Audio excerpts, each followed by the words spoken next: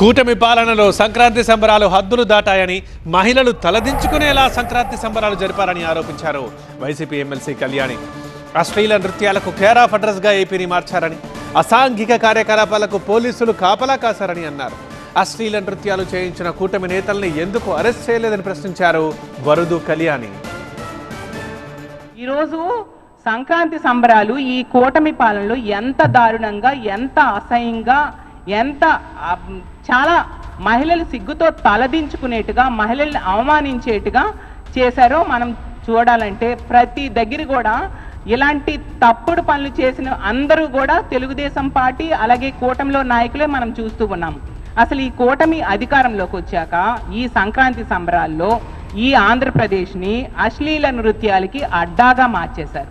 TDP పాలన అంటే Telugu Desam party పాలన కాదు, తెలుగు డట్టి పాలన అనే విషయం వీళ్ళు రుజువు చేశారు. ఎన్డీఏ అంటే నారావారి డట్టి అడ్మినిస్ట్రేషన్ అని ఈరోజు ఈ సంక్రాంతి సంబరాల ద్వారా రుజువైన పరిస్థితి మనం చూస్తూ ఉన్నాం. మొన్న మనం చూసాం, పబ్లిక్గా మీ కూటమిలో నాయకులు మహిళలు బట్టలిప్పి డాన్స్ చేయాలని చెప్పారు. వాళ్ళని ఎందుకు మీరు వాళ్ళ మీద కేసులు పెట్టలేదు హోంమంత్రి గారు? వాళ్ళని ఎందుకు నడి రోడ్డు మీద నడిపించలేదు? మీరు ఏం చేస్తూ ఉన్నారు? మీ పోలీస్ వ్యవస్థ ఏం చేస్తూ ఉంది?